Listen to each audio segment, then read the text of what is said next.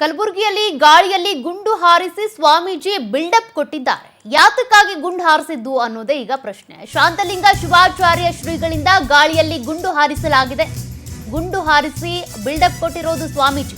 ಉಡಚುಣದ ಶಂಕರಲಿಂಗೇಶ್ವರ ಸಂಸ್ಥಾನದ ಹಿರೇಮಠದ ಶ್ರೀಗಳಿವರು ಇತ್ತೀಚೆಗೆ ಕೆಲ ದಿನಗಳಿಂದ ಮಠದಿಂದ ದೂರ ಉಳ್ಕೊಂಡಿದ್ರು. ಒಂದು ರಂಪಾಟ ಕೂಡ ಆಗಿತ್ತಲ್ಲಿ. ಅಫ್ಜಲ್ಪುರ ತಾಲೂಕಿನ ಉಡಚುಣ ಗ್ರಾಮದಲ್ಲಿರುವಂತಹ ಮಠ ಇದು. ಕೆಲ ತಿಂಗಳಿಂದ ಮಠ ತೊರೆದು ಎಸ್ಕೇಪ್ ಆಗಿದ್ದಂತ ಸ್ವಾಮೀಜಿ ವಾರದ ಹಿಂದಷ್ಟೇ ಮಠದಲ್ಲಿ ಪ್ರತ್ಯಕ್ಷರಾಗಿದ್ರು. ಕುಡಿದು ತೂರಾಡಿ ರಂಪಾಟ ಮಾಡಿ ಅಪಘಾತ ಎಸಗಿದ್ರು.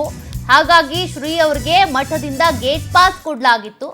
ಮಠಕ್ಕೆ ಹೊಸ ಪೀಠಾಧಿಪತಿ ನೇಮಕದ ಬಗ್ಗೆ ಚರ್ಚೆಯ ಬೆನ್ನಲ್ಲೇ ಅವರು ವಾಪಸ್ ಆಗಿದ್ರು. ಮಠದ ಆವರಣದಲ್ಲಿ ಗಾಳಿಯಲ್ಲಿ ಗುಂಡು ಹಾರಿಸಿದ್ದಾರೆ ಸ್ವಾಮೀಜಿ. ಆ ದೃಶ್ಯವನ್ನ ನೀವು ಗಮನಿಸ್ತಾ ಇದ್ದೀರಿ. ತಮ್ಮ ವಿರೋಧಿಗಳನ್ನ ಹೆದರಿಸೋದಕ್ಕೆ ಗುಂಡು ಹಾರಿಸಿದ್ರ? ಹಾಗಾದ್ರೆ ಕಳೆದ 8 ತಿಂಗಳಿಂದ ಮಠವನ್ನ ತೊರೆದಿದ್ರಲ್ಲ, ಈ ಮಠ ನಂದೇ ಅಂತೇಳಿ ಬಿಲ್ಡಪ್ ಕೊಡ್ತಿದ್ದಾರಾ? ಆ ಪ್ರಶ್ನೆಗಳಿಗೆ ಎದ್ದಿವೆ.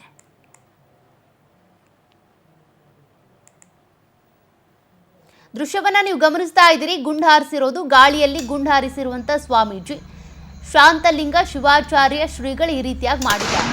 ಕುಡಿದು ರಂಪಾಟ ಮಾಡ್ಕೊಂಡಿದ್ರು. ಹೀಗಾಗಿ ಮಠದಿಂದ ಗೇಟ್ ಪಾಸ್ ಕೊಡಲಾಗಿತ್ತು. ಈಗ ಮತ್ತೆ ವಾಪಸ್ ಆಗಿರೋರು ಪೀಠಾಧಿಪತಿಗಳನ್ನ ಚೇಂಜ್ ಮಾಡಬಾರ್ದು, ನಾನೇ ಪೀಠಾಧಿಪತಿ ಅನ್ನುವಂಥ ಮೆಸೇಜ್ ಕೊಡೋದಕ್ಕೆ ಹೀಗೆ ಮಾಡಿದ್ರಾ?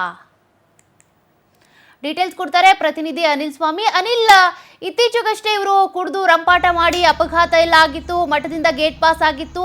ಪೀಠಾಧಿಪತಿ ಚೇಂಜ್ ವಿಚಾರಕ್ಕೆ ಸಂಬಂಧಪಟ್ಟಂತೆ ಹೆದರಿಸೋದಕ್ಕೆ ಈ ರೀತಿ ಗುಂಡು ಹಾರಿಸಿದ್ರಾ? ಏನ್ ಡೀಟೇಲ್ಸ್ ಸಿಗ್ತಾ ಇದೆ?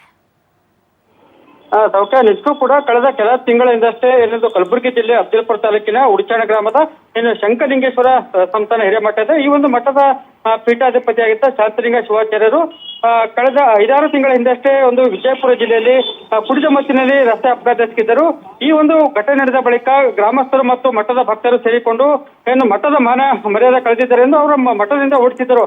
ಆದ್ರೆ ಇದೀಗ ಒಂದು 5-6 ತಿಂಗಳ ಬಿಟ್ಟ ಬಳಿಕ ಮತ್ತೆ ಏನೊಂದು ಶಿವಾಚಾರ್ಯ ಇದ್ರೆ ಅವರು ಮತ್ತೆ ಮಠಕ್ಕೆ ವಾಪಸ್ ಆಗಿದ್ದಾರೆ. ಮಠಕ್ಕೆ ಬಂದ ತಕ್ಷಣ ಏನೊಂದು ನಿನ್ನೆ ಅಷ್ಟೇ ರಾತ್ರಿ ಏನೊಂದು ಮಠದ ಆವರಣದಲ್ಲಿ ಗಾಳಿಯಲ್ಲಿ ಗುಂಡು ಹಾರಿಸಿದ್ದಾರೆ. ಗಾಳಿಯಲ್ಲಿ ಗುಂಡು ಹಾರಿಸುವುದರ ಮೂಲಕ ತಮ್ಮ ವಿರೋಧಿಗಳಿಗೆ ಎಂದು ಪರೋಕ್ಷವಾಗಿ ಎಚ್ಚರಿಕೆ ಕೊಟ್ಟಿದ್ದಾರೆ ಅನ್ನೋ ಒಂದು ವಾತಾವರಣ ಕೂಡ ನಿರ್ಮಾಣ ಅಂತ ಹೇಳ್ಬೋದು. ಯಾಕಂದ್ರೆ ಗ್ರಾಮಸ್ಥರು ಮತ್ತು ಭಕ್ತರೇ ಸೇರಿಕೊಂಡು ಅವರನ್ನ ಮಠದಿಂದ ಉಚ್ಚಾಟನೆ ಮಾಡಿದರು. ಮಠಕ್ಕೆ ಹೊಸ ಪೀಠಾಧಿಪತಿಯನ್ನ ನೇಮಕ ಮಾಡೋ ಚರ್ಚೆ ಬೆನ್ನಲ್ಲೇ ಅವರು ಮಠಕ್ಕೆ ವಾಪಸ್ ಆಗಿದ್ದರು. ಹೀಗಾಗಿ ಅವರ ಸಾಕಷ್ಟು ವಿರೋಧ ಮಧ್ಯೆ ಕೂಡ ಒಂದು ಮಠಕ್ಕೆ ಬಂದು ಸೇರಿಕೊಂಡಿದ್ರು.